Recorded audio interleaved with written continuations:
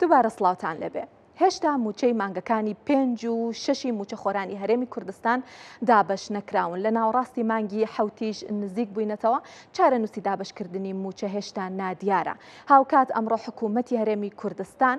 بە سەرپەرشتی سەرۆک و جێگری سەرۆک وەزیران کۆبووەوە. کۆبوونەوەکە بە کۆبوونەوەیەکی تایبەت ناوبرا سەبارەت بە دوایین هەوڵ و دەرەنجامەکانی گفتوگۆ و دانوستان لەگەڵ حکوومەتی فیدراڵ بوو بە تایبەت سەبارەت بە موچە و شایستەداراییەکانی خەڵکی هەرێمی کوردستان و دەستپێکردنەوەی هەناردەی نەوتی هەرێمی کوردستان. بە گوێرەی ڕاگەیەندراوی کۆبوونەوەکە جەخت لا چڕکردنەوەی هەموو هەوڵەکان لەگەڵ حکوومەتی فیدراڵ کرا بۆ چارەسەرکردنی کێشە و لەمبارەیەوە کۆدەنگیەکەیە و هەڵوێستێکی هاوبەش هەبووە بۆ دەستەبەرکردنی موچە و شایستەداراییەکانی هاوڵاتیانی هەرێمی کوردستان.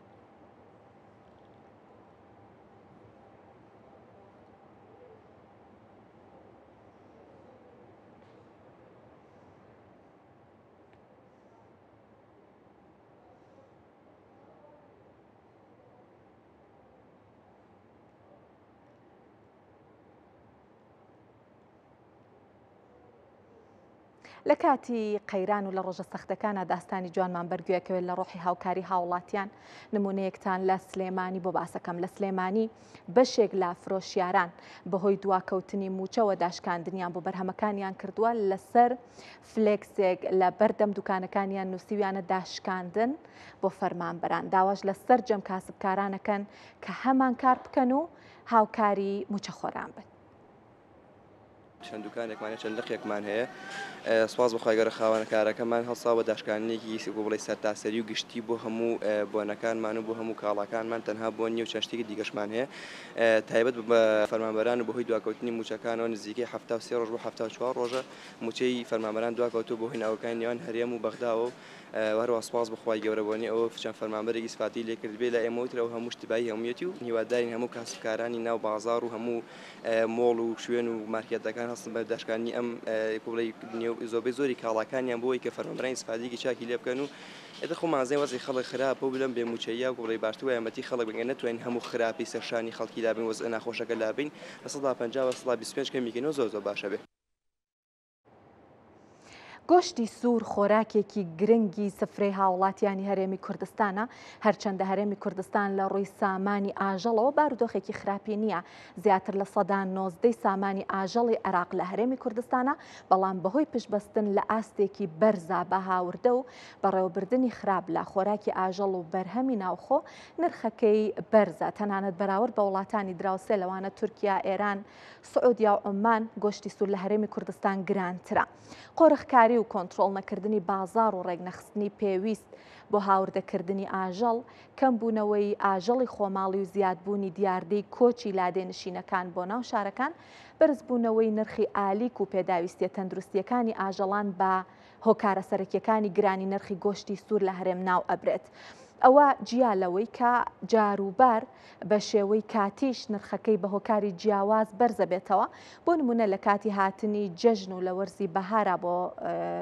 نرخی گۆشت بە شێوەی کاتی بەرزبوونەوە بخۆیەوە بینێ. هۆکارەکە هەرچی بێت ئەوەی گرنگە ئەوەیەکە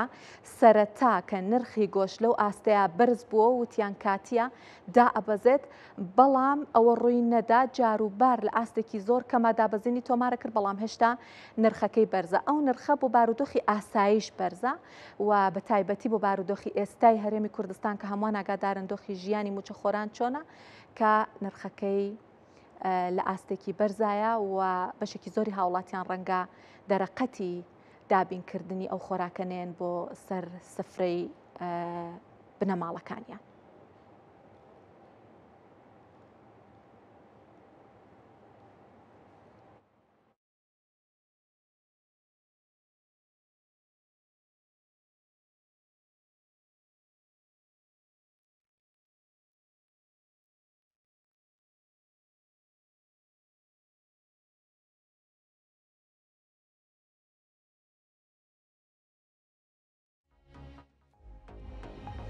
با باسێکی گۆشتی سوور بارودۆخی گۆشتی سوور لەسەر ئاستی جیهان بکەین و هەروەها نرخەکەی لە هەرێمی کوردستان باسی سامانی ئاژەڵتان بۆکەم وەکو لە هەواڵەکەشا باسم کرد سامانی ئاژەڵ لە هەرێمی کوردستان بارودۆخێکی خراپی نییە بەڵام هۆکاری تر هەیە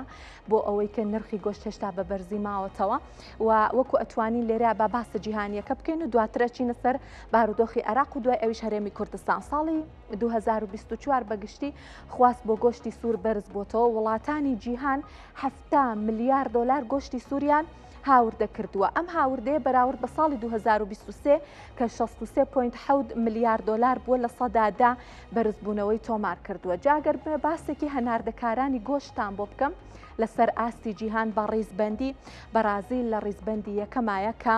ساڵی 2024 بە دیاریکراوی 9 ملیار و 300 میلیۆن دلار گۆشتی هەناردە کردو جا بە گۆشتی تازە و بە گۆشتی بەستوشەوە بەرازیل یەکێکە لە وڵاتانە کە هەرێمی کوردستانیش گۆشتی لێ هاورداکە باسی ئەمەشتان بۆکەم ئوسترالیا لە ڕیزبەندی دووەمایە ساڵی 2024 8 ملیار دلار گۆشتی هەناردە کردووە بۆ وڵاتە جیاوازەکان ئەمریکا لە ڕیزبەندی سێمایە بە هەناردەکردنی 7 ملیار دلار هندستان دواتر دێ کە 3 ملیار و 200 میلیۆن دلاری هەناردە کردووە لە ماوەی ساڵی ڕابردووە و نیوزیلنداش بڵێن لە 5 وڵاتەکە لە کۆتایی ڕیزبەندەکە دێت کە ساڵی 2024 بە دیاریکراوی 3 ملیار و 100 میلیۆن دلار گۆشتی هەناردە کردووە گوتم بە گۆشتی تازە و بەستووەوە زانیاری زیاتر هەڵبەتە باسێکی عێراقیش بکەم هاوردەی گۆشتی سووری عێراقیش 1.2 ملیار دلار بووە کە لە سەدا 1.8 کۆی هاوردەی وڵات پێگەێنەوە تا لە هەموو هاوردەیەکی عێراق کە ئەکرێ نزیکەی سەدا 2 بۆ گۆشتی سوور بۆ هاوردەی گۆشتی سوور تەرخان کراوە ئەو وڵاتانە کە عێراق گۆشتی سووریان لێ ئەکرێت و هاوردەی وڵاتەکەی ئەکات سەرەتا بەرازیلە لە ڕیزبەندی یەکەمایە کە ساڵی 2000 ینی ساڵانە ئەمە دیاریکراوی ساڵی 2024 نییە ساڵانە 432 میلیۆن دلار عێراق گۆشت لە بەرازیل ئەکرێت هندستان لە ڕیزبەندی دووەمایە کە ساڵانە 377 میلیۆن دلار گۆشت بە عێراق ئەفرۆشێ تورکیا وڵاتی دراوسێ ئەمەش لە ڕیزبەندی سێمایە کە ساڵانە 360 میلیۆن دلار گۆشت هەناردەی عێراق کات ئەمریکا ساڵانە 46.6 میلیۆن دلار گۆشت هەنارداکا بۆ عێراق ئیمارات ساڵانە 14.6 میلیۆن دلار گۆشت لە ئیماراتەوە بۆ عێراق هاورداکرێت و چینیش کە ساڵانە 5.2 میلیۆن دلار گۆشت هەناردەکاوە ئەیفرۆشێت بە عێراق باسێکی سامانی ئاژەڵیش بکەین لە عێراق و بە ڕیزبەندی بزینەوە ئاژەڵانە کە بەخێوەکرێن لە عێراق بە چ شێوەیەکە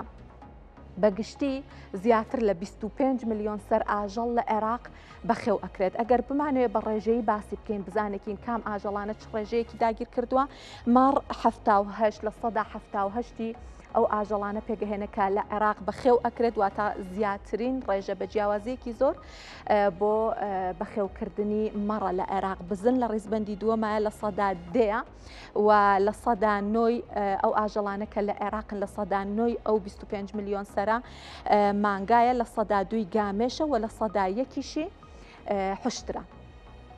بازانیاری زیاتر وەربگرین بچینە لای هەرێمی کوردستانیش بزانین سامانی ئاژەڵەکەی بە شێوەیەکە و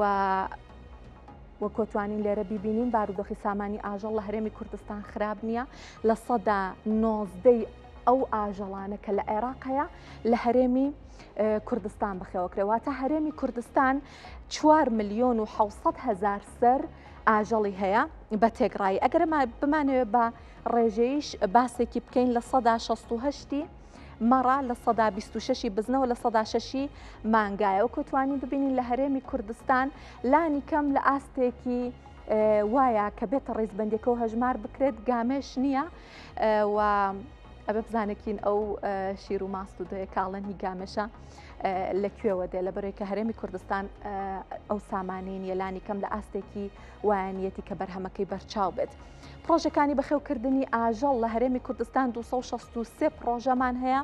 کە توانای لە خۆگرتنی 110,000 سەر ئاژەڵیان هەیە ئەم پرۆژانە و دیارە خۆراکی ئاژەڵیش بابەتێکی گرنگە لە بەخێوکردنی ئاژەڵ هەروەها لە نرخی گۆشتی سوورا لەبەرەوەی کە ناوە کە نرخی گۆشتی سوور لە هەرێمی کوردستان بەرزە بێتەوە یەکێک لە هۆکارەکانی ئەگەڕنەوە بۆ گرانبوونی نرخی ئالیک و ئەڵێ نەمە کاریگەری لەسەر نرخەکەی کردو بۆیە لە هەرێمی کوردستانیش 41 پرۆژە و کارگەی ئالیکەیە و توانای بەرهەمهێنانەکان 887 تۆنە لە سەعاتێکە. با زانیاری زیاتر هەر لەم بارەیەوە وەربگرین بە لێرەیە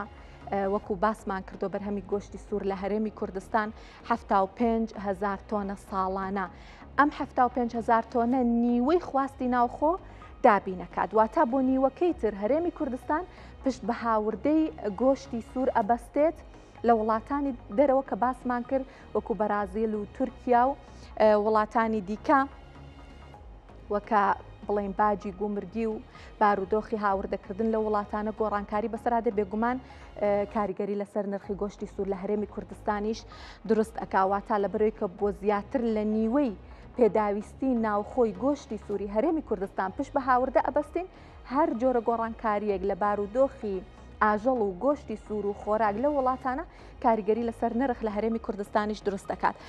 ساڵانە لە هەرێمی کوردستان هەر تاکێک نزیکەی چواردە زیاتر لە 14 کیلۆگرام گۆشتی سوور ئەخوات کە نرخەکەی ینی بە تێگڕایی لە 22,000 بۆ 23,000 کەمێک کەمتر کەمێک زیاتر و لە هەندێ کاتا لەوانەیە 19,000 20,000 بەڵام بەگشتی لەم ماوەی ئەم ساڵانەیە دوایەوەی کە گرانبوونەکەی بخۆی بینی لە نێوان 22 بۆ 23,000 جا ئەمە زۆر سەرنجڕاکێشە نرخی گۆشتی سوورمان بەراورد کردووە لە هەرێمی کوردستان بە وڵاتانی دراوسێ. دیارە نرخەکانمان کردوتەوە بە دینار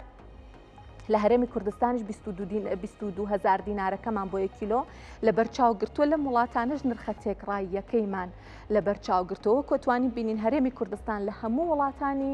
دراوسێ نرخی گۆشتەکەی گرانترا. لە هەرێمی کوردستان ئەگەر کیلویەک بە 22,000 بێ لە تورکیا بە 18,750 دینارە، لە سعودیا بە 18,200 دینارە، لە میسر بە 16,750 دینارە، لە ئوردن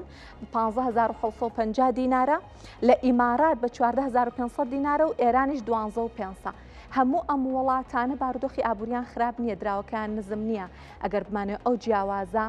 بگێڕینەوە بۆ بارودۆخی ئابووری ئەو وڵاتانە کەوایە ئەتوانین بگەینە ئەو ئامانجەکە نرخی گۆشتی سوور لە هەرێمی کوردستان گرانترە بەراورد بە وڵاتانی دراوسێ. جا هەر دەربارەی ئەم بابەتە پەیامنێرمان بڕوا بەهادین لە پەیامنێری سلێمانی کورسات نیوز لە دوکانێکی گۆشت فرۆشی دیارە وەکو من ئاگادارم میوانێکیشی لەگەڵامانێ قسەی زیاتر بکەین دەربارەی خواست بۆ گۆشتی سوور لە هەرێمی کوردستان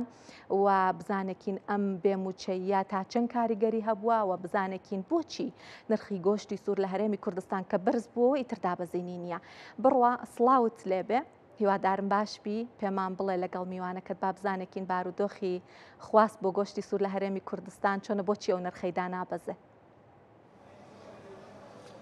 بەڵێ زریان سڵاو لێبێت هیوادارم زۆر باش بیت هەڵبەت سەبارەت بە خواست لەسەر گۆشتی سوور بەڕاستی دەتوانم بڵم کە نێو بازاڕی سلێمانی بەڕاستی زۆر چۆڵە یانی تەنیا بابەتەکە گۆشت نییە بەڵکو لەسەر جەم شوێنەکانی دیکە چۆڵێکی زۆری پێوە دەبینێنی حتا ئێستا شتێک باو لە ناو هاوڵاتیانە دەڵێن بازاڕک و کەنعانی لێهاتووە ئانی چۆڵێکی زۆر دەبیندێ بە نێو بازاڕەوە تایبەت بەشی ئەم گۆشت فرۆشانەی کە بنی لێمیانی بەدەکبن کەسێک دەبینی کە بێت گۆشت بکڕێت یاخود بۆ نمونە سەردانی گۆشت فرۆشەکان بکات و سەبارەت بە نرخەکەشی زریان ینی ماوەیەکی زۆرە گۆشت لەم نرخی ئێستا تا جێگیر بووە ئەنی ڕەنگە بوو خۆی بۆ گۆشتەکە کێشەی نەبێ بەڵام لەبەرەوەی کە دوو مانگە موچە نەدراوە و ینی هاوڵاتیان بارودۆخی داراییان خراپە بۆ هاوڵاتیان زۆر بێت. جا من زانیاری زیاتر لە گاگاسۆ وەرەگرم ئەو نوێنەری گۆشت فرۆشانی سلێمانیە باسی بابەتی خواست و کۆمەڵێک بابەتی دیکەی لەگەڵاکەن کاگاسۆ سڵاو لێبێت هیوادارم زۆر بەخێر بێت. بارودۆخی خواست چۆنە ینی هاوڵاتیان تا چەند خواستیان لەسەر گۆشتی سوور خواست نەماوە بە بۆ نێمە ئاشەکەوەیە جین هەموو کاتێ خواستی لەسەرە گۆشتی سوور. ئەمڕۆ دەتوانین بڵین تۆ چەندێکت فرۆشت یاخود بەراورد بە ڕۆژانی بەس زیاد لە حەد بازار وەستاوە شەر نییە هەر گۆشت بێ هەموو شتێ بازارینەوە وەڵاهی لە دوای جەژنی ڕەمەزانەوە تا بۆ قوربانی ژەچێ لەو کاتەوە بازار وەستاوە بە بۆ نێمە ئاشەکەوەیە ماش جێگیر نییە گەر ماش جێگیر بێ هەموو کاتێ شت خواستی لەسەرە. گۆڕانکاری لە نرخەکە دروست نەبوو یەک بگرە بە کەمی نەک بە زیاد لەبەرەوەی کە کەس پارەی پێ نییە یان باوەڕکە کیلۆی گۆشتی ڕەشە گۆشت تا 2000 لێ بۆتەوە بەرخەکە 2000 لێ بۆتەوە ئیتر لە مایانیشە خۆ سەنگی مەحەکە دیارە بە چەنە کڕێ بە چەنە فرۆژ بە هەموو شێوەیە فرۆشرێ بێز بێتەوە بە پارە بێت پارەی ساحیبی بێ ئەجین وەکو سعر نییە حالێن بە 22 بەڵێ قیمە بە 18 هەیە بە 20 هەیە ئاوایە ئەمە نەبووتە هۆی زەرەر بۆ ئێوە هەندێکەیە کرد دوکانی لەسرە هەندێکەیە بارودۆخ زەرەر نیسان ناتوانین ئێمە و کوشتێک ناتوانین بڵین دوکان بانەکەنەوە قەسابخانەی سلێمانی با داخلێ لەبەر ئەم هۆکاری کە بازار نییە و مەعاژ نییە ینی تۆ نایکە هیچ کە ئیکات خۆش نییە بەس بازار بە ئەم وەستاوە وەکو نرخەکەیە بڵێ قەزیە نرخی گۆژ نییە بڵێ نرخ بەچەنە بەچەند نییە بەس بازار نییە کە تۆ پارە و پێ بێ و جۆ لە دیناری هەرزان و دینارەکەم نییە بەس کە بارە و پێ نەبوو بەخوا بە هاچەنێ بێ گرانە بۆ تۆ تاوکو کەی ئەم کێشەیە ئیشەڵا بە ئیزنی خوا بەشکم بە باشە بشکێتەوە ئەوە لەگەڵ بەغای و توێ ژیانەیە بەس ئەمان مات و خۆیان داهاتی خۆیانەیە چ زۆنگی زەنگ و زەرد و چ زۆنگی سەوز ماتڵ تۆ مەعاشی خۆ دێ کارمەندەکانی خۆ بۆ مەعاشەی خۆی کە پایەکە با بەڕێوە بچێ ئەگەر بۆ نمونە گۆشتی سوور ینی بەردەوام بم جۆرە ئێستا خواستی کەم لەسەر بێەوە لە داهاتووە ئەنی پێشبیری ناکەن نرخەکەی زۆر لەمە ئێستا زیاتر دابڵێ وەڵای ئێمە حەزەکەین لەمایانە شت دابەزیە لەبەر هاوڵاتی خۆیمە لەمانە کە ئیکرین ئێمە دەراسەیەکەین ئێمە بڵین دوولژنەی قایمقامێت و چاودێری بازرگانی ماگانە بەر 15 ڕۆژ جارە متابعەیە نرخاکە لەمایان بەچەنەوە قەسا بەچەنی ئەمە لە خۆمانەوە ئەم نرخە لە دانانین هەتاکو لەگەڵ ئەوان پابند نەبین ئەوان بەڕێکەوتنەکەین هەم بەشی قەسابەکەشی تیا بمێنێت و هەم قەسابی زەرمەند نەبێژین ئێمە لە خۆمانەوە نرخدانانی لەم کاتەشاکە مەعاشێکی مەعاش هەر نییە ئەوە ناکرێشت بەرەو بەرز بوونەوە بڕوا من پێم باش نییەوە بەراورد بۆ نمونە شەژمانگی ڕابردوو ئێستا خواستەکە لە سەدا چەند فەرقی هەیە لە ساب هەفتای فەرقی کردووە هەم لە مەتعەمە لە کەبابخانە لە هاوڵاتی هەبوو مەعاشخۆر بوو ماگانەکەی جێگیر بوو بڵێن 28 مانگیاسی مانگ مەعاشەکەی وەرەگرە گۆشتەکەی برد لە کاتی خۆیان هاتن پاری موچەکان وەرەگرت و هاتن پاری گۆشتیانێنە نەک هەر گۆش هەموو شتێک بەس ئیسا مەعاشی جێگیر نیە بە قەرزەکەش بێرێ ناوێرێ لەبەرەوەی چی مەعاشەکەی جێگیر نیە با ئەڵێ ڕووزەردی ئەو قەسابە بم یا ئەو مریش فرۆشە بم یا ئەو شتی وشکەیە بم کە من ڕزقەکەی لایەن و بە قەرز کە تۆ پارەکەی وەرنەگری بەچییت کەسە بۆ لە بە قەرز گۆشت بەرێ لەم بارودۆخ چۆن نییە من ئەرزم کردی مەعاشخۆر بوون هەمووی هەو ماگانە پارەکەی خۆیان ئیسا ناوێرێ بێت بەلاوەی نیو چلۆ قیمە بکایە ناوێرە داوای مریشکە بکات لەو مریش فرۆشە پارەکەی پێنیە و جێگیر نییە مەعاشەکەی کە جێگیر نەبوو ئەویش ناوێرەوە بخۆ داوای هیچ کات منی شەڵا بە ئیزنی خوا پێم باشە بامە بە باشە بشکێتەوە بەشکم ئیشەڵا خوای گەورە دەرۆ لەم خەڵکە بکاتەوە ئەمە ئاوا ناچێتە سەر چاوم چاوەکەم زریان یانی هەڵبەت وەکو جۆت لێ بوو کە بەڕاستی دەتوانم بڵێم کە وەکو خۆشیان باسی لێو دەکەن ینی خوازە سەر گۆشتی سوور لە ئێسادا بە ڕێژەیەکی بەرچاو زۆر کەمی کردووە بەراورد بە 3 مانگی ڕابردوو یا خۆ 6 مانگی ڕابردوو لە بەرەو 2 مانگی ڕێکە موچە نەدراوە و سەبارەت یعنی بە نرخەکەش زریان ئەمان لەگەڵ قایمقامێتی سلێمانیە ڕێک دەکەون بۆی کە نرخێک دابنێن و سەبارەت بە بەرزبوون و دابەزینی نرخی گۆشتی شەمان دەگەڕێنەوە بۆ مەیدانی ئاژەڵان و لەوێ گۆشت دەکڕن بەڵام وەکو خۆت جۆ لێ بوو ینی بەشێک لە نرخی ئاژەڵەکان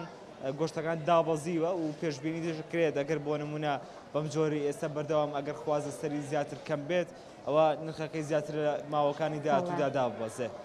سپاس بڕوا بەهادین پەیامنێرمان لە سلێمانی کە لەگەڵمان بووی سپاس بۆ تۆ سپاس بۆ کاک ئاسۆش. ئابووری ناسان ئەڵێن ساڵی 2025 ساڵێکی پڕ لە نەهامەتی بووە لە ڕووی ئابووریەوە بۆ گەلانی عێراق. جێگری سەرۆکی ژووری بازرگانی کەرکووکی ژەڵێت ئەو قەیران و نەهامەتیانی بەرۆکی عێراقیان گرتووە چەند هۆکارێکی هەیە و بەهۆی پەسەند نەکردنی بودجێ 2025 وڵاتەکە ساڵێکی پڕکێشە تێئەپەڕێنێت. شارەزایەکی بواری ئابووری پێی وایە ئەگەر کێشە داراییەکانی نێوان هەرێم و بەغا چارەسەر نەکرێن دەرهاویشتەی خراپتر بە دوای خۆی ئاهێنێت. سەرباریان جامدانی سەرژمێری گشتی دانیشتوان لە عێراق و بوونی چەندین دامەزراوەی گەوری ئابووری لە وڵاتەکەدا دۆخی ئابووری عێراق پاشەکشەی کردووە. جێگری سەرۆکی ژووری بازرگانی کەرکووک دەڵێت زیاتر لە هۆکارێکەیە وای کردووە ئابووری عێراق پاشەکشە بکات. سستێکی زۆر گەورە دیارە چونکە کە میزانێ مسادەقە نەکرا بەشە تەژغیلیەکەی ناکاتە جوڵی بازرگانی و پاشەکشی بازرگانی و ئابوورێکی گەورە دەکرێت لە عراقدا بۆیە هیوادارین عراق پاش ئەوەی کە ئەو شەڕش لە ناوچەکەدا گوزەرا هۆکارێکی تر بوو بۆ سیستی ناو بازار هۆکارێکی تریش ئەوەیە کە بەسەر نرخی نەود لە بازارەکانی جیهانیدا داکەوتنێکی باشی بەخۆی بینیوە ئەمەش هۆکارێکی گەورەیە کە داهاتی عراق کە هەر بەرمی لە نەوتێک ئەگەر $10 دابەزێت لە نرخەکەی مانگانە $1,000,000 تاسیر لە داهاتی عراق دەکات ئەم هۆکارانە بە شێوەیەکی گشتی هۆکارن بۆستی بازار ئەوشمان لەبیر نەچێت عراق ئێستاکانە ساڵی انتخاباتە و لە چەند مانگی داهاتوودا حکوومەتەکەش پەرلەمان حل دەبێتن و هەروە حکوومەتەکە دەبێت کاری بەڕێکرد شارزایکی بواری ئابووریش دەڵێ کێشەکانی نێوان هەرێم و بەغدا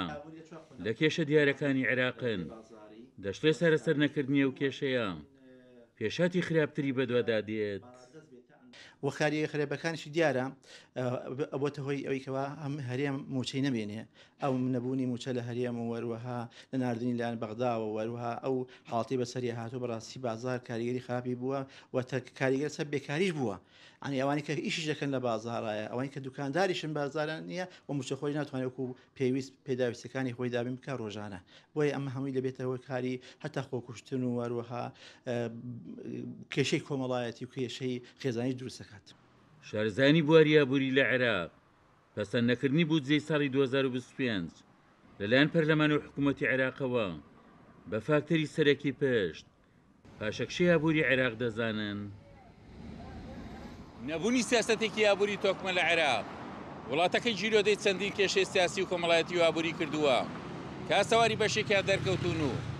بەشێکی تریشیان لە ئایندەدا دەردەکەون کە سەرسەرکردنیان کێشانە کارێکی قورس و پڕزەحمەتە عومەر غەریب کورسات نیوز کەرکووک لە هەولێر یەکەم ڕۆبۆتی تایبەت بە لەحیمکردن دروستکراوە ڕۆبۆتەکە کاری 3 بۆ 5 کرێکارەکات بڕیارە لە داهاتوە دووەم ڕۆبۆتیش دروست بکرێت و بە زۆری ئەو خاوەنکارانە سوودی لێ بینن کە لە ناوچە پیشەسازیەکان کاراکەن نرخی ڕۆبۆتەکە نزیکەی $80,000 ڕۆبۆتی لەحیمکردن تاکە ڕۆبۆتی دروستکراوی ناوخۆی هەرێمی کوردستانە ئێستا ڕۆبۆتەکە ئامادەیە بۆ کارکردن خاوەنی ڕۆبۆتەکە دەڵێت لەسەر خواست و داواکاری کڕیار دروستمان کردووە و لە توانایدایە کاری 3 بۆ 5 کەس ئەنجام بدات جیازن لە ئەیمی ڕۆبۆتا کە زۆربەی کارگەکان داهێنا بە نرخێکی زۆر گرانتر داهێنا و ئێمەش کە لە بۆ کڕیارەکان کە زۆربیان داتن لایمە و تەڵەبیان دەکرد ئێمە ئەو فکرێمەلوات کە بە خۆمان ئەو جیاز لە ئەیمی ڕۆبۆتا دروست بکەین و هەم ئیسفادەی لۆ ناوە خەول و کارگە و کڕیارەکانمان بیتن ئێمە لەسەر تەڵەبی کڕیارەکانمان دەتوانین بۆیان دروست بکەین لە مانگێکدا دەتوانین چەندانێش لێ بەرهەمبێنین مستەفا عەلی ئەندازیاری دروستکردنی ڕۆبۆتەکەیە ئەو دەڵێت توانیمان لە ماوەی ساڵێک ئەم ڕۆبۆتە دروست بکەین لە ئێستادا کار دەکەین بۆ دروستکردنی ڕۆبۆتی دووەم ساڵەکە دەستم پێ کردووە الحەمدوللا وە چەند وەختەکە لەو فحص و شتی هاتووە دەرێ پاشەوەی دێشی دیکەشن هەیە ئەوەی چارێکن هەردوو مانگەیدا دەمانگەدا 2 قل 3 قل ئینشاءالله بتوانین واردی بازارێکی ئەوە ئیشی سێ کە لە عیمسیان دەکەن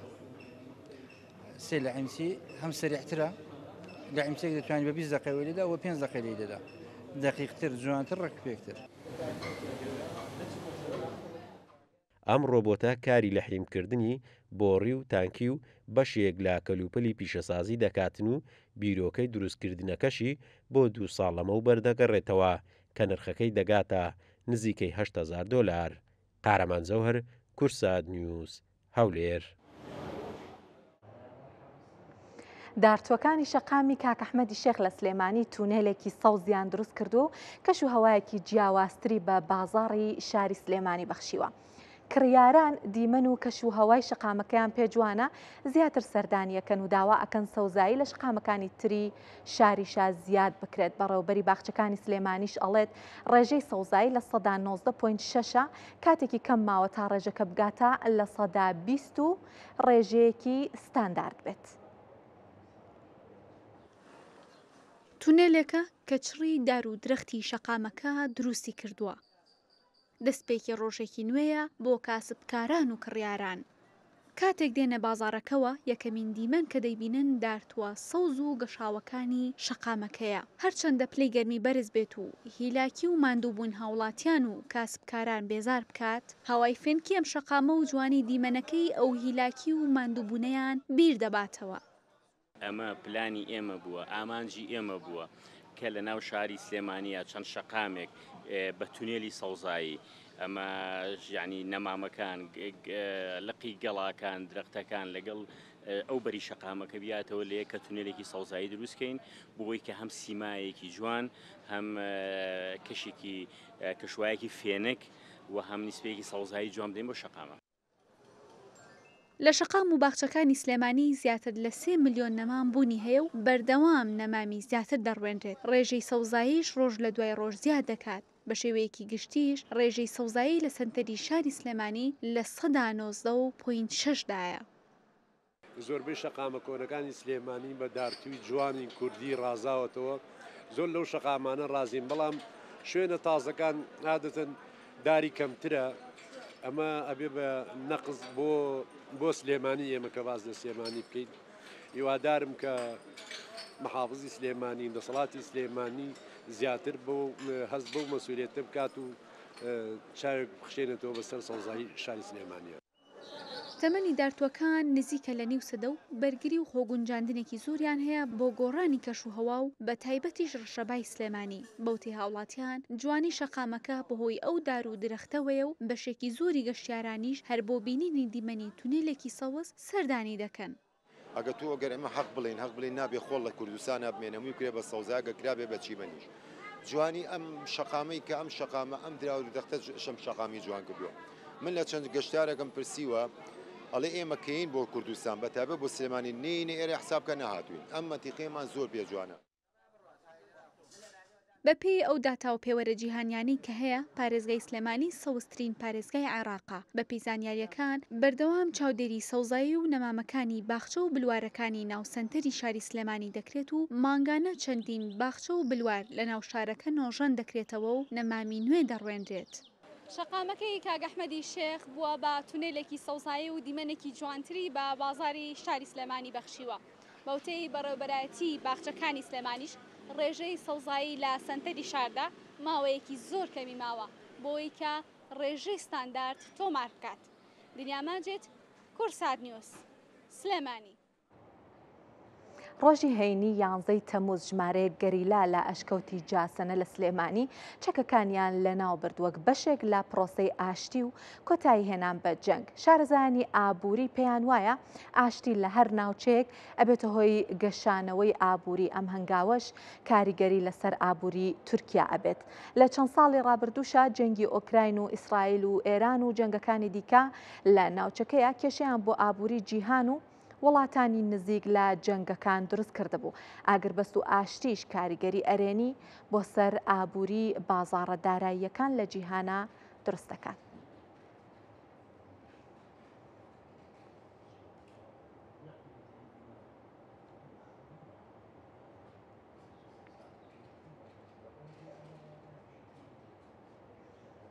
بۆ گفتوگۆی زیاتر دەربارەی کاریگەری ئابووریەکانی پرۆسەی ئاشتی نێوان پەکەکە و تورکیا ئەمێ بچمە لای میوانێک کارۆخ ڕەشید ئابووری ناز لە هەولێرەوە لەگەڵمانەکە کارۆخ سڵاوت لێبێ.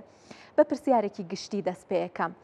بەرقەراربوونی ئاشتی ئەتوانێت چی ببەخشێت بە ئابووری؟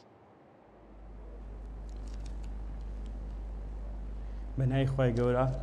سڵاو لە ئێوە. دیارە بوونی شەڕ لە هەر ناوچەیەک لە هەر وڵاتێک دەبێتە هۆی تێکچوونی بارودۆخ و نەسەقامگیری ئابووری. گرنگیە پرۆسەی کە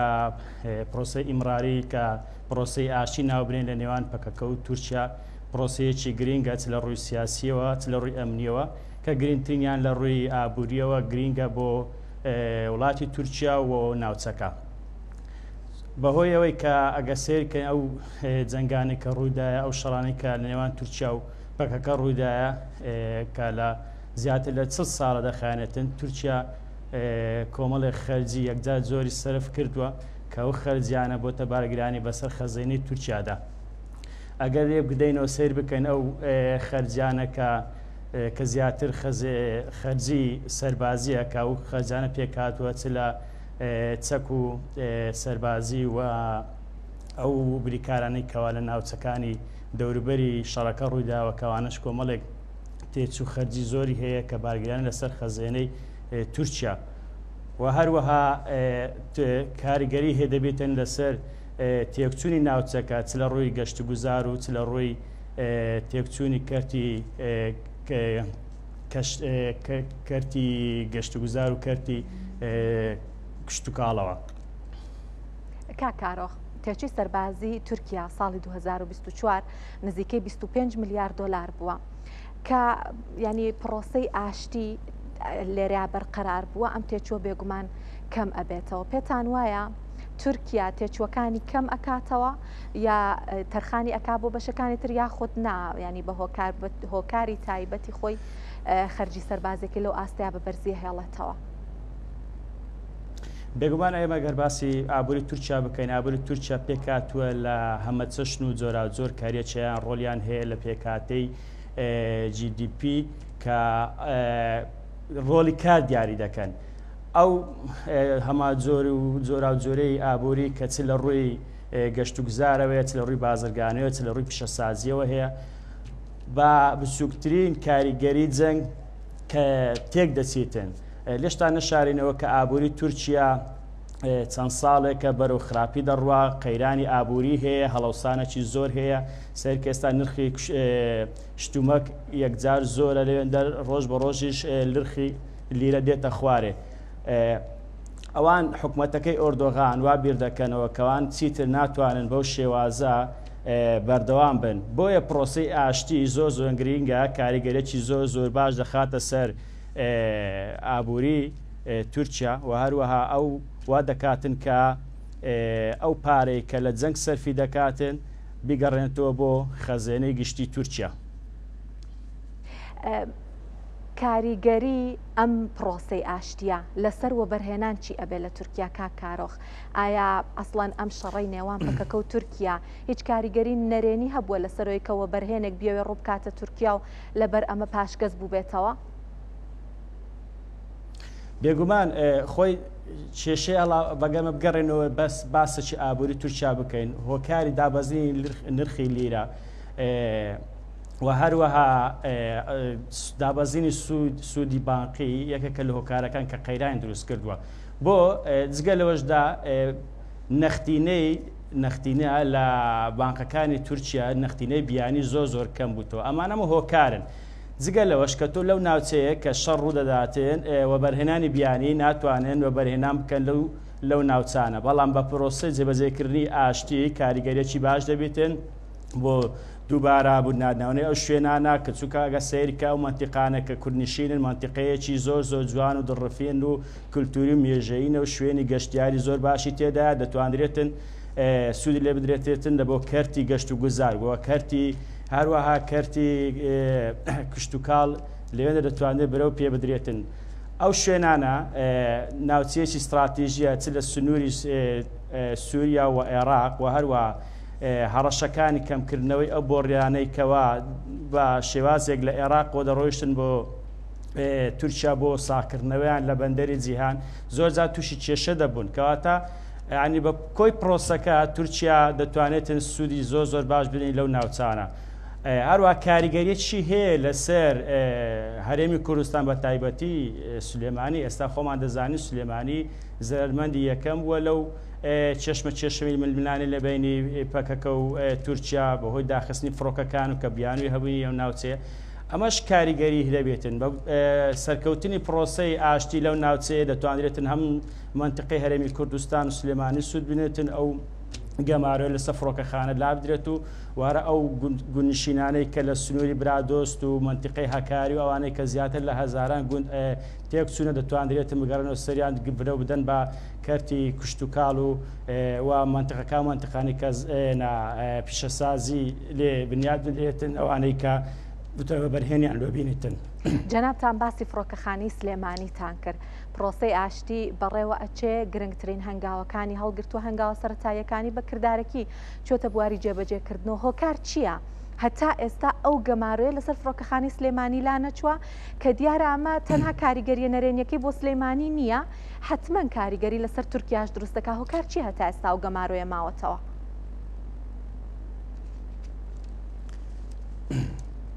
دیارە هۆکارەکە ئەوەیە کە حکوومەتی تورکیا سەرباری ئەوەی کەوان نێتیان جێبەجێکردنی پرۆسی ئاشتیەکە یەکەم هەنگاوی کردارش لەلایەن پارتی کرێکارانی کوردستان و جێمکرا هێشتا یەقینی نە دیارە دڵنیاییان نییە کەوان بیانووی هەبوونی پەکەکە هەیە لەو شوێنە کە بۆتە هۆی گەمارۆ لەسەر فڕۆکەخانەی تورکیا، بەڵام شاری وەکو سلێمانی پێویستی بەوەیە کە هاوسنوورە لەگەر تورکیا هەرێمی کوردستان بۆی پێویستیان هەیە. دوازار تورکیاش لەو پرۆسەی زەرەر دەکاتن، هەم گەشتەکانی کەم دەبێتەوە لەو شوێنەوە، خەڵکیش لەو شوێنە دەتوانێت دوور دەکەوێتەوە بۆ گەشتکردن کە دەتوانێت ئەرکەکی زیاتر بچێشیتن بێتن بۆ هەولێر و فڕۆکەخانی کە بەکاربێنێتن. بۆیە دەبێتن تورکیاش لەوە تێبگاتن کە هیچ بیانوویەک مانایەک نییە کە داخستنی فڕۆکەخانە لە فڕۆکەخانەی سلێمانی بە بیانووی هەر زۆرێک، چونکە پرۆسەی ئاشتی بەسەر کەوتوی وا دەچێتە بواری جێبەجێکردنەوە. هیوادارین لەلایەن دەوڵەتەکەی ئۆردۆغانیش بە هەمان شێوە بسێتە جواب بواری جێبەجێکردنەوە، چیتر بیانوو نەمینێتن بۆ ئەوەی سزادانی فڕۆکەخانەی سلێمانی بەو شێوە بەردەوام بیتن. سپاس کارۆخ ڕەشید ئابووری ناس کە لە هەولێرەوە لەگەڵمان بوون.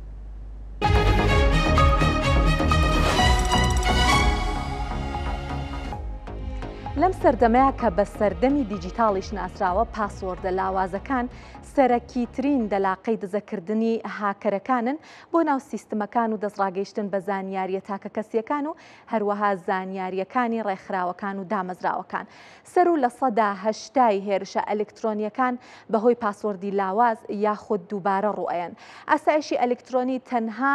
بابەتێکی تەکنیکی نییە، بەڵکو بابەتێکی تەواو ئابووری و پێویستیەکی ئابووریە. کۆمپانیاکان و حکوومەتەکان ساڵانە ملیاران دۆلار بۆ ڕوبەڕووبوونەوەی هەڕەشە ئەلکترۆنیەکان خەرجەکەن. پێشبینیژەکرێت ئەم ساڵ زیانەکانی تاوانە ئەلکترۆنیەکان زیاتر لە 10 تریلیۆن دۆلار بێت کە یەکسانە بە قەبارەی ئابووری سێیەم گەورەترین ئابووری جیهان. لەلایەکی دیکەوە ئەو هێرشانە ئەبنەهۆی لە ناوچوونی متمانەی کڕیاران، دروستبوونی ئاستەنگ لە زنجیرەی دابینکردن و دابەزینی بەهای پشکەکانی کۆمپانیاکان. بۆ هۆیشەوە و بەرهێنان لە ئاسایشی ئەلکترۆنیدا بووە بە بەشێکی گیانەکراوە لە ئابووری جیهانی سەردەمە.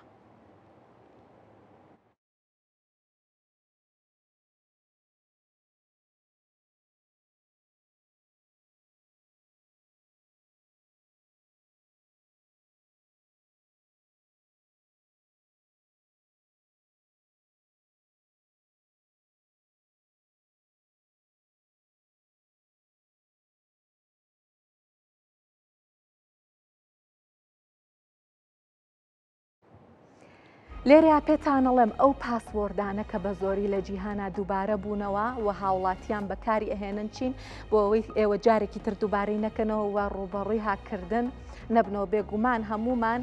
یەک لانی کەم یەک هەژمارمان هەیە کە پێویستی بە پاسوۆردە و باشترەکە دوور بکەوینەوە لەم پاسوۆردانە کە من پێتانەڵێم.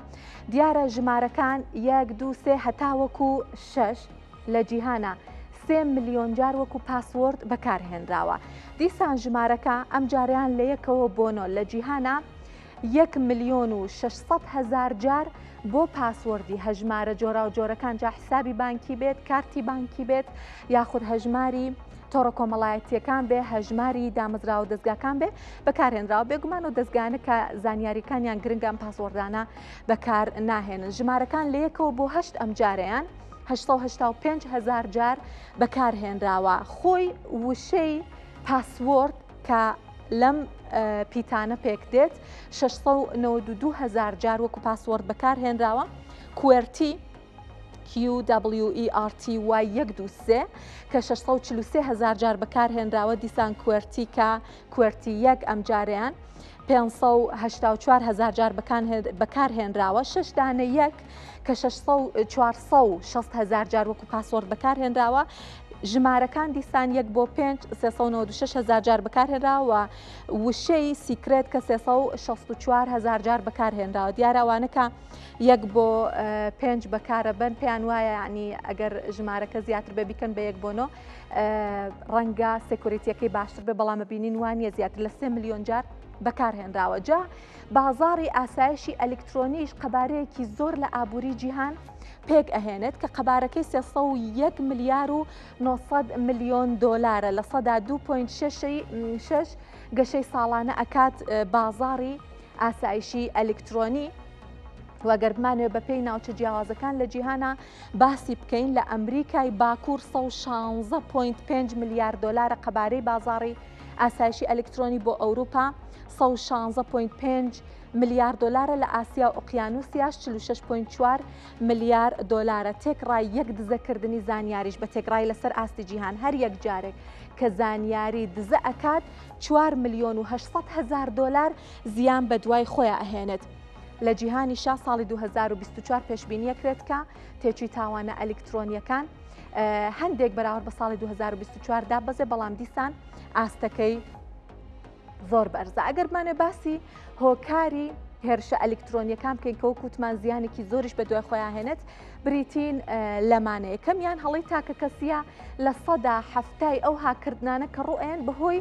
هەڵەی تاکە کەسیەوە ڕوئەن و لەم هەڵە تاکە کەسیانە لە سەدا 81یان پاسوەردی لاوازەوە تا هەڵەی کردووە پاسوەردی لاوازی بەکارهێناوە یەک لەو پاسوەردانەکەی وتمان بۆ نمونە و ئەو بۆتە هۆکاریەوەی کە هاکردنەکە پرۆسەی هاکردنەکە ئاسان بێ بۆ هاکەرەکان و لە سەدا 90 هاکردنەکانیش لە جیهانە لە ڕێگای لینکی ساختەوەی. بۆ نمونە لینکێکت بۆ دێ ئەڵێ ئەگەر بیکەیتەوە بۆ نمونە دەستت ڕاگا بە فڵانە زانیاری ئەگەر بیکەیتەوە ئەتوانی فڵانە کار بکەیت واگەر لە لینکەکە دڵنیانەبیەوە یەکێکە لە ئامرازەکانی هاکردن توانن زۆر بە ئاسانی زانیاریەکانتان لێ ببن. ڕۆڵی ژیری دەستکردیش چەند ڕۆڵێکی هەیە. ژیری دەستکرد دیارە ڕۆڵی ئەرێنی و نەرێنیشیە. یەکیان کەمکردنەوەی تێچووە بە نزیکەی 2 ملیۆن دۆلار تێچووەکان کەم ئەکاتەوە لە ڕووی ئاسایشی ئەلکترۆنیۆ، بەڵام زیانێکیشی کە هەیە باسی ئەم لینکە ساختانەم کرد لە سەدا 80 ئەو لینکە ساختانە کە بۆ هاکردن بەکارەهێنرێت بە ژیری دەستکرد دروست دەکرێتەوەش زیانەکەیەتی واتە لایەنی ئەرێنی و نەرێنیشی هەیە. لە ڕووی هێزی کارەوە لە کەرتەکە لە کەرتی ئاسایشی ئەلکترۆنیا 3.5 ملیۆن کەس کورتێنانی پسپۆڕی ئاسایشی ئەلکترۆنی هەیە. واتە ئەو کەسانە کە پسپۆڕیان هەیە لە ئاسایشی ئەلکترۆنی ئەتوانن یارمەتی وڵاتان بن بۆی کە ڕێگری بکەن، یارمەتی لە کەسەکان بن، یارمەتی دامەزراوەکان بن کە ڕێگر بن لە هاکردنیان. 3.5 ملیۆن کەسمان کەمە لە سەدا 57 دامەزراوەکان هێزی کاری پسپۆڕیان نییە، تەنها لە سەدا 50 دامەزراوەکان پلانیان هەیە بۆ ڕوبەڕووبوونەوەی هێرشە ئەلکترۆنیەکان. با بزانین چی ترمان لایە هەر دەربارەیەم بابەتە سەرنجڕاکێشە ڕەنگە پەیوەندی بە هەمووشمانەوە هەبێت. ینی زیانەکانی دەزەکردنی زانیاری بەم شێوەیە بە تێکڕایی باسی هەموو جیهانمان کرد کە زیانەکە لە چ ڕادەیەکە، بەڵام بۆ کەرتە جیاوازەکان کەرتەکان ینی زیانی جیاوازیان بەرەکەوێ. بۆ نمونە بۆ یەک جار هاکردن لە کەرتی تەندروستی بە تێگڕایی 9.7 ملیۆن دۆلار زیان بە دوای خۆیان هێنێ. یەک جار هاکردنی کەرتی خزمەتگوزاری دارایی واتە بانکەکان بە تێکڕایی 6 ملیۆن دۆلار زیان بە دوای خۆیان هێنێ. دیارە کەرتی تەندروستی زیاتر لە کەرتی داراییش تەنانەت زیانی بەدواوەیە. پیشە سازی و بەرهێنان بۆ یەک جار دزەکردنی زانیاری 5.5 ملیۆن دۆلار زیان بە دوای خۆیان هێنەوە. تاکفرۆشیش 3.4 ملیۆن دۆلار. واتە بۆ نمونە کەسێک فرۆشگایەکی ئۆنلاین هەیە گەر هاک بکرێت 3.4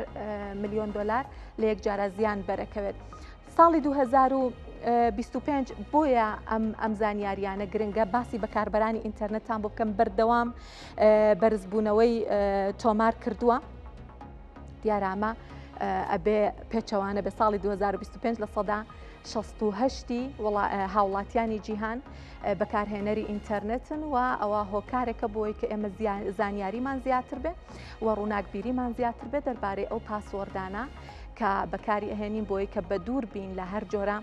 دزەکردنێکی زانیاریەکانمان لە تۆڕە کۆمەڵایەتیەکان. ئەمە کۆتا زانیاریمان بوو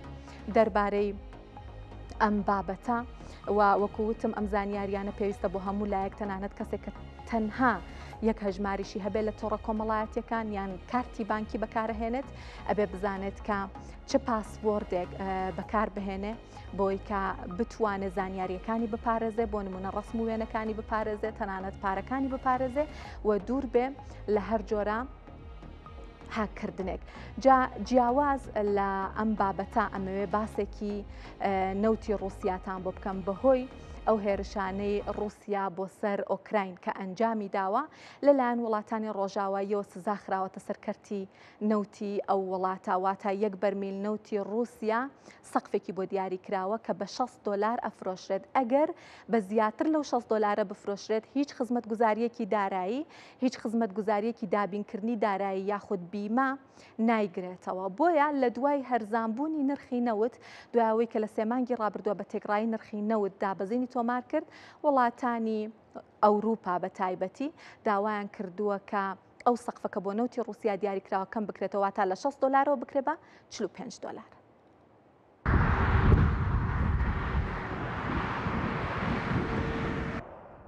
کۆمسیۆنی ئەوروپا داوا دەکات سەقفی نرخی نەوتی ڕووسیا کەم بکرێتەوە بۆ ئاستی لە 15 کەمتر لە تێکڕای نرخی نەوت لە سێمانگی ڕابردوودا. لە ئێستادا سەقفی نرخی نەوتی ڕووسیا بۆ هەر بەرمیلێک $60 بەڵام دابەزینی نرخی نەوت لە بازاڕە جیهانیەکان کاریگەری ئەو سزایی کەم کردوێتەوە بۆ هۆیشەوەی یەکێتی ئەوروپا و بەریتانیا لە دوومانگی ڕابردوودا داوایان لە وڵاتانی گروپی 8 کردووە کە ئەو نرخەی بۆ نەوتی ڕووسیا دیاریان کردووە کەمی بکەنەوە.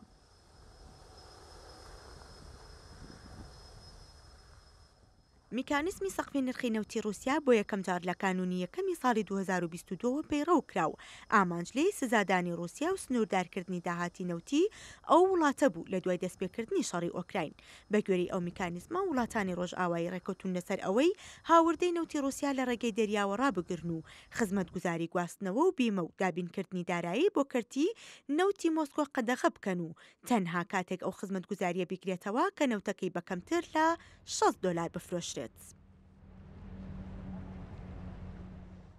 بەرپرسێکی یەکێتی ئەوروپا لەو بارەیەوە دەڵێت دیاریکردنی سنوور و سەقف بۆ فرۆشتنی نەوتی ڕووسیا هەموو سێمانگ جارێک نوێ دەکرێتەوە. جەختیشی لەوە کردوتەوە کە وردەکاری پێشنیارەکە یەکێتی ئەوروپا پێویستی بە گفتوگۆی زیاتر هەیە. سەرەڕای هەوڵەکانی بەرپرسانی ئەوروپا هێشتا ئەمریکا ڕەزامەندی نەداوە و ئەگەر وڵاتانی ئەوروپا بیانەوەی خۆیان بەبێ ئەمریکا بیخەنە بواری جێبەجێکردنەوە پێویستە هەموو وڵاتانی ئەندامی یەکێتیەکە ڕەزامەندیان هەبێ.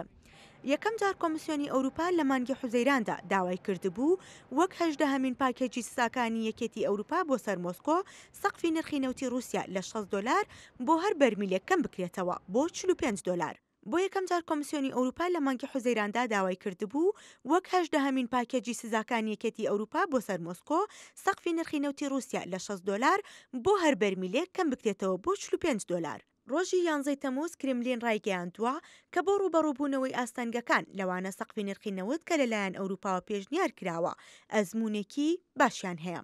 ئاژانسی نێودەوڵەتی وزەر لە راپۆرتە مانگانەکەیدا کە لە 11 حوزەیران بڵاو بۆەوە ڕایگەیاندووە ڕووسیا مانگی ڕابردوو $13.57 ملیار